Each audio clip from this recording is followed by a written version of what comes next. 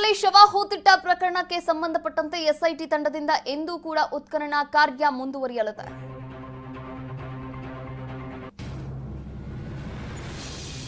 ಧರ್ಮಸ್ಥಳದಲ್ಲಿ ಶವ ಹೂತಿಟ್ಟ ಆರೋಪ ಕೇಸ್. ಈ ಕೇಸ್ಗೆ ಸಂಬಂಧಪಟ್ಟ ಹಾಗೆ ಎಸ್ಐಟಿ ತಂಡದಿಂದ ಇಂದು ಕೂಡ ಉತ್ಖನನ ಕಾರ್ಯ ಮುಂದುವರಿಯಲಿದೆ. 5ನೇ ದಿನಕ್ಕೆ ಕಾಲಿಟ್ಟಂತಹ ಎಸ್ಐಟಿ ಅಗೆತ ಕಾರ್ಯ ಇದಾಗಿದೆ. 9ನೇ ಪಾಯಿಂಟ್ನಲ್ಲಿ ಭೂಮಿ ಅಗೆಯಲು ಸಿದ್ಧತೆಯನ್ನ ಕೂಡ ಮಾಡಿಕೊಳ್ಳಲಾಗ್ತಾ ಇದೆ.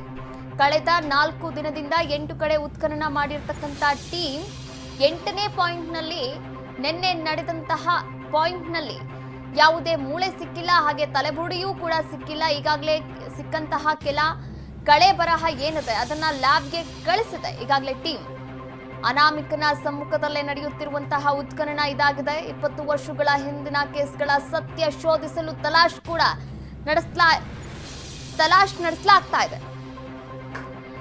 ಧರ್ಮಸ್ಥಳದಲ್ಲಿ ಶವ ಹೂತಿಟ್ಟ ಪ್ರಕರಣಕ್ಕೆ ಸಂಬಂಧಪಟ್ಟ ಹಾಗೆ ಅನಾಮಿಕ ದೂರನ್ನ ನೀಡಿದ ಅನಾಮಿಕ ದೂರಿನ ಮೇರೆಗೆ ಎಸ್ಐಟಿ ಟೀಮ್ ರಚನೆಯಾಯಿತು.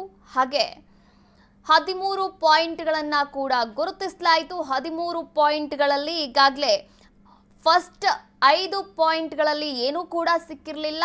6ನೇ ಪಾಯಿಂಟ್ನಲ್ಲಿ 12 ಮೂಳೆಗಳು ಸಿಕ್ಕಿರುವಂಥದ್ದು, ಕಳೆ ಬರಹಗಳು ಸಿಕ್ಕಿರುವಂಥದ್ದು. ಆ 6 ಸಿಕ್ಕಿರ್ತಕ್ಕಂಥ 12 ಕಳೆ ಬರಹಗಳನ್ನ FSLಗೆ ರವಾನೆ ಮಾಡಲಾಗಿದೆ. ಇನ್ನು ನಿನ್ನೆ ಕೂಡ 6, 7 ಇದನ್ನ ಕೂಡ ಅಗೆಯಲಾಗಿದೆ. ಇನ್ನು 8ನೇ ಪಾಯಿಂಟ್ ಕೂಡ ಅಗೆಯಲಾಗಿತ್ತು. 8ನೇ ಪಾಯಿಂಟು 7ನೇ ಪಾಯಿಂಟು ಎರಡರಲ್ಲೂ ಕೂಡ ಏನು ಸಿಕ್ಕಿಲ್ಲ. ಹೀಗಾಗಿ ಸಿಕ್ಕಂತಹ ಕೆಲ ಮೂಳೆಗಳು ಏನಿದೆ ಅದನ್ನ FSLಗೆ ರವಾನೆ ಕೂಡ ಮಾಡಲಾಗಿದೆ ಈಗಾಗಲೇ. ಅಂದ್ರೆ 6ನೇ ಪಾಯಿಂಟ್ನಲ್ಲಿ ಸಿಕ್ಕಂತಹ ಮೂಳೆಗಳನ್ನ FSLಗೆ ರವಾನೆ ಮಾಡಲಾಗಿದೆ. ಅನಾಮಿಕನ ಸಮ್ಮುಖದಲ್ಲೇ ನಡೀತಾ ಇರುವಂತಹ ಉತ್ಖನನ ಇದಾಗಿದೆ. ಇನ್ನು 5 ಪಾಯಿಂಟ್ಗಳಿದೆ. 5 ಪಾಯಿಂಟ್ಗಳಲ್ಲಿ ಏನಾದರೂ ಸಿಗಬಹುದಾ, ಸಿಗದೆಯೂ ಇರಬಹುದಾ ಗೊತ್ತಾಗಬೇಕಾಗಿದೆ.